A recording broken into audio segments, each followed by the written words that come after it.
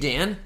What's up, Alex? Are we at it again? We're at it again. I'm so excited. Alrighty. So let's jump straight in. I've been thinking about this all week. I've, going through trying to figure out the next best game. How in the world do you beat Blood Rage? Blood Rage is just, it's up there. It's so elusive. Yeah, you just don't at this point. No. You bring in another Viking game. Okay. Yes. Okay. Stick with me on this. All right. Champions of Midgard. Oh, yeah. Such a great game. It is. It's a good one. Can I just talk to you about these meeples? These wonderful, wonderful meeples. My gosh, feel it. They're pretty cool. They're so good. Little horns. So you're the Jarl, right? Or the Jarl has died and you want to be the Jarl. That's Okay. the setting of the game. Yeah. And so you have to fight trolls and draugrs and sea monsters and all kinds of crazy people to gain the favor of the village. And you do so with dice. So many dice. I love these. What is this? We got a nice little pink one here. Oh, I know. Nothing says Viking like pink dice. Exactly. It's so amazing. Did I mention it has dice? Dice are my dice. favorite. And you roll them as all your warriors, and it's amazing. Now, we were talking, I think one of the last episodes you were talking about Rising Sun. Yep. And how the Daimyo box is a little bit much, might be. I, on the other hand, feel that this needs all the expansions. Okay. Champions of Midgard keeps getting better and better and better. Now look at this. Wait a second. Oh, he is grabbing multiple things. Look at this humongous box. Dark Mountain, the Valhalla, comes with gods, it comes with the mountain. I mean, there's just so much to unpack this huge box. You have to get it if you play this game. That's the pretty expansions beastly. can be played together, and they're wonderful.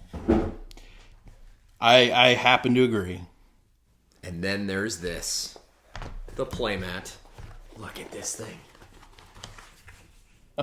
You could wear that as a cape. You could be a Maybe superhero. I will. But Board this game is so superhero. amazing. It's worker placement. Oh, this game is so much fun.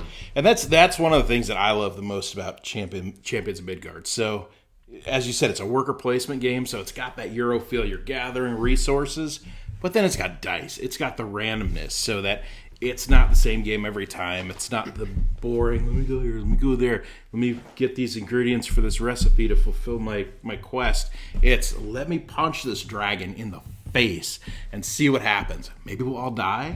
Maybe we'll go to Valhalla and we'll get some crazy rewards and come back down and then smack him in the face next turn. But there's always that opportunity for the Hail Mary play where no matter how far out of it you think you are, you can get it done. Exactly. No risk, no reward. Now, I have to tell you, my son, and actually my 7-year-old can play this game. No problem. Nice. Loves it, right? It's got good taste. It's a great game. But he always goes down to the sea, right, to fight the sea monster with, like, one guy. Oh, yeah. And what I love about going down to the sea or up into the Dark Mountain is that you have those, like, quest cards that you turn over. Yep. That tell you, like, all clear. The journey cards. Yeah, the journey cards or the Kraken or Yep. something like that. And every time he goes down there, one guy with him, like one food, makes it every Clear. time. Yep. All clear every time. He needs to get the double axe, gets the double axe. I'm like, Man, I got to learn from this kid. how do you play against that? You know? I'm You like, can't. overkill. Yep. Killing the troll with 5 dice. Anyways, such a great game. Now, what do? We have to pair it with something, right? We do. It's a precedent that must be set. So what do you pair with a Viking game? I can't do the same trilogy, right? No. With those pink dice, thinking cosmopolitans, maybe a little Appletini.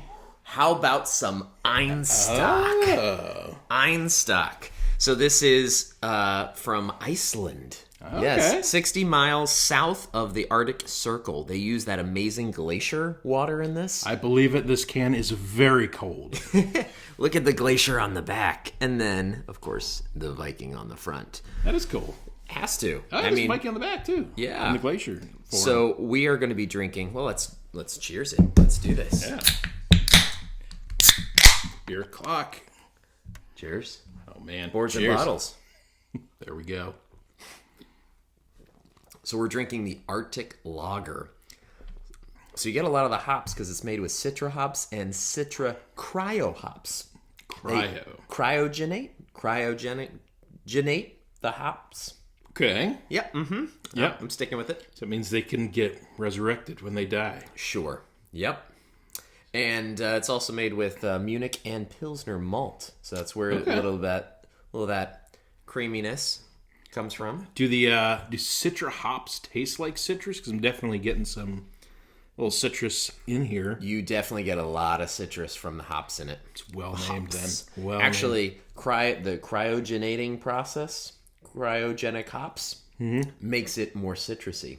It brings out more of the bitterness and the citrus. I believe it. Yeah, I'm usually not a hoppy guy. Some of my favorite beers are Le Pabst Blue Ribbon. Oh, or if I'm feeling really fancy, I may go to the Miller Lite. I love that PBR's French and Miller Lite's British. Of course, yeah, of course. So I do have a challenge for you. Okay, I want you to try to pronounce the name of the fishing village that has the Einstock Brewery. Okay. You ready? I'm ready. It's A-K. Okay. U-R. E-Y. R-I. Yeah. All right. Keep drinking. Good try. Listen up the tongue a little bit. We'll get it. But wait. There's more. How do you make this experience even better? If we were wearing loincloths, probably. You have to drink it out of a horn. That's what it's all about right there. Oh, man. Yeah. You. Oh, my God! Whoops. Obviously, this should probably be poured not near your game board. So True. I think it's a good thing that I showed everybody what not to do. That's pretty amazing. First the sake bombs, right, on the floor. I don't know what you're talking about. Oh, that never happened. And then now this. Uh-oh. My wife's going to be upset. Just don't blame it on me. Oh, man. All right. So, did you bring anything? Yeah, I did bring a game. So the past few times, sometimes we've both brought very big games, and it's led to a few very long game nights. Yes. Well, it doesn't matter much to us. There are some guys that do like their sleep. Hang on. Got to finish my half horn here, half on the table. Now, I was also in a beer mood tonight, believe it or not. Excellent. What I've done is I've chosen a game that pairs pretty well with it. So this is a little game. Biblios. Again, I didn't want to go too late tonight, so I brought Biblios. Biblios is a wonderful game that'll play up to 4 players. In Biblios, you are running a monastery. That sounds fantastic, doesn't it? No. Nope. It doesn't. But it's actually an excellent game. So this game has cards and dice, but you don't actually roll the dice ever. What? So what do you mean you don't ever roll the dice? You don't roll the dice. What are dice good for but to roll? There's multiple colored dice in this, and the dice represent the value that each color will score at the end of the game. Oh. So what's going to happen is there's this big deck of cards, and what you'll do is if it's your turn, you'll draw a card, and you'll decide to either put it in your hand, you will put it in an auction pile, or you will put it face up for the other players to choose. You can only take one card in your hand. You can only put one card in the auction pile, and you'll put as many cards out as there are other people playing. What this does is you're going to be drawing cards that have values in all of these various colors, and there's also these gold cards that are going to be various numbers as well. So this game is played in 2 phases. The first, you're just going to be taking cards into your hand. In the second, we have this auction pile, and we're going to be flipping over cards, and people are going to be spending their gold to acquire cards from this auction pile. That's excellent. So it's pretty cool. And what else makes this cool is that some of the cards that are going to come out are going to allow you to manipulate those dice faces.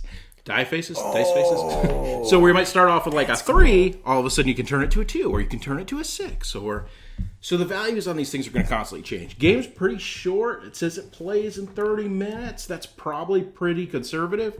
I think we play this in less than 30 quite often. Well, especially when you get it down, the gist of it. Yeah, it's not complicated at all. Lots of replayability, though. It is fun Definitely. when you can maneuver with the dice and everyone. It's almost like a rush, everyone. It's like, oh. Yep, 100%. And the one thing that is a little disappointing in Biblios is that it only plays 4 players.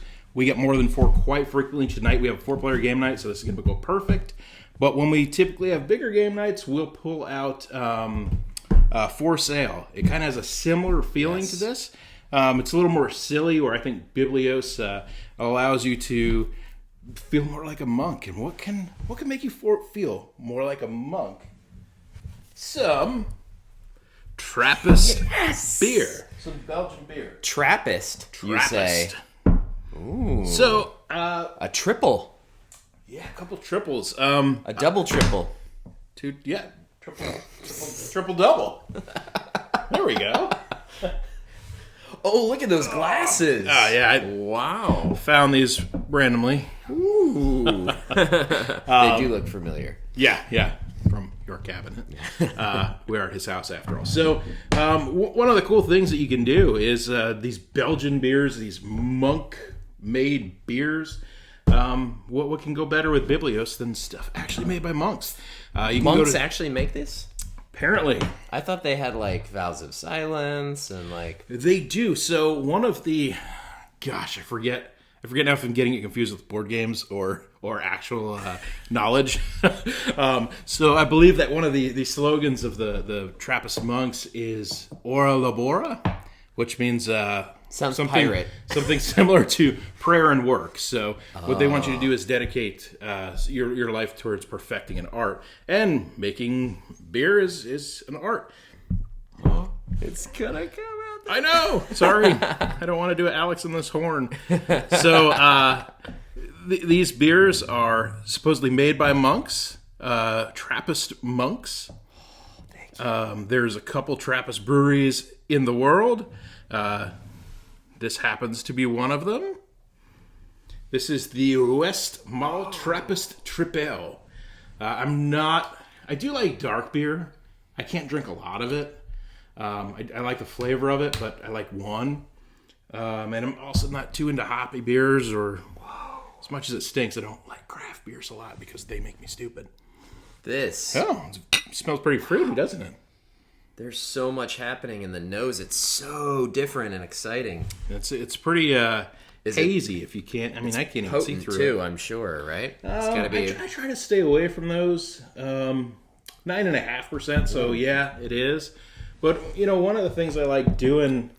I used to be a big fan of World of Beer when it was around. I don't know if you guys remember World of Beer, but you had a card and you'd swipe it and you could try all these beers from all over the place. Total Wine has a pretty good selection. You can grab a little 6-pack thing, grab a bunch of beers. So that's what I did tonight, actually. I grabbed a bunch of beers for us to try. These are just 2 that kind of stood out to me. I've never had one of these West Malls before, so... This is delicious. Is it? Wow. It smells a little bready, a little fruity. So my thing is, I've never been huge on sweets, and I know that sounds insane, but, usually the sweeter the beer, the higher the alcohol content for the ale. It gets a little sweet for me. This is nice, though. Yeah, probably because it's not over the 10%, but yeah, and it's not super heavy, but it'll definitely get you feeling like a monk. I feel like a lot of honey taste in there. I get that. Yeah, 100%. Wow, that's exciting, and it looks like honey. It's just all around a honey, lovely drink. Yeah, it's a little dense. Ooh, and so Biblios and a Trappist monk. Now, what are Trappists? Do they trap things? Is that another one of their hobbies? No. They've... I don't know all the rules to it. I know there are very specific rules to what has to be done. I know that Trappist beers have to be made by Trappist monks, or under the supervision of Trappist monks. And it's my understanding, too, that a lot of what they do is not for profit. So the money that's raised from these go to supporting the Church of the Monks or wherever it goes to support. You guys can correct us on any of this because my Trappist monk knowledge is not wonderful. Stephen Bonacore, if you're watching, feel free, buddy. I love it. I think we have to one day take a trip to a Trappist monastery. Monkery. Monastery. Sorry. And then go to a curiery. Yes. And learn about how they cryogenate the hops. We really did good homework on this. We did. Great homework on that. Yeah, maybe we can raid a village. Okay, so we've reached the moment. Wow, go you. Where do you think that these are in our listing? Oh. I made a listing of what we've done thus far. Awesome. So, do you think my champions can unseat the Blood Reg? It's a great pairing, wow. but no. What a letdown. What a letdown. It's a really solid one. It's a very, very solid one. I thought so. I don't think that it surpasses Blood Rage and the Highland Park series. How low is it falling? I don't think it passes Rajas and the Amroot either. I have to tell you, I think that it might even fall below Dune. Really? I do. Really? I do. I mean, the horn, maybe the horn adds. Maybe it's just because I love Dune Imperium so much. That could be. Am I just prejudiced based on the game? Blood Rage is my favorite game, so I just... It's both. The games are excellent, so Blood Rage and Champions, those games are close. This Einstock was very, very tasty. A little hoppy for your taste, I think. You were expecting different when you heard lager, right? I did, and with Iceland, I don't know why, but I was thinking on the lighter end. This is a drinkable hoppy beer for me, though. I believe it has to do with the cyrogenically freezing and reanimating for sure. Of the hops. The reanimated hops. Don't they do that with hops? You get cyrogenically frozen, and isn't Walt is Disney cyrogenically frozen? or cryogenic? I don't know. Cyrogenic? Like they're gonna bring Walt Disney back to life soon. Yes, this is fake. Or news. like his head. That's fake, right? News. No. Mm-mm. I heard that somewhere. I'm gonna put it behind Dune. Okay. Ahead of viticulture, but behind Dune, because your Kwisak Sazerac was just too good. All right, what about yours? Biblios. Biblios. I'm kind of in that same territory actually. I'm trying to figure out if it goes above or below. It's in that viticulture Jamaica range. I think it's above Bahamas. Yes. That barrel seagrass, no offense, not my favorite. Oh, it sucks. Okay. Sorry, Barrel. I love some of the stuff you guys do. That don't seagrass try to is save just it now. a little don't weird for me. save it now. You came out with it. No. The seagrass is funky. Jamaica. I think it's a fun game that I would play more than Jamaica, to be frank. So the game would win, and Red Stripe I drink all the time, but these are a fun treat. So yeah, I think the treat aspect has me. They're different. I'm not sure it gets to quite viticulture and wine level. I don't think so. Like, to me, that's just a good, easy pairing, and the wine gives you a lot of variety too, because there's so many wines out there, just like there's so many beers out there. So, all right, I think we've got it done. So, right behind Dune is Champions and the Einstock, and then right behind Viticulture is the Biblios and Belgian Ale. This was the West Mall. We could have just as easily gone with the St. Barnabas, which I'm sure we're going to in a little bit. But yeah, that's where we ended up. I love it. Another great edition of Boards and Bottles. Thank you, Dan, for bringing this. We got the name down, right? Boards and Bottles. Boards and Bottles. All right. So, yeah, as we always say, game hard, drink responsibly. Cheers. Oh. No. Jazz.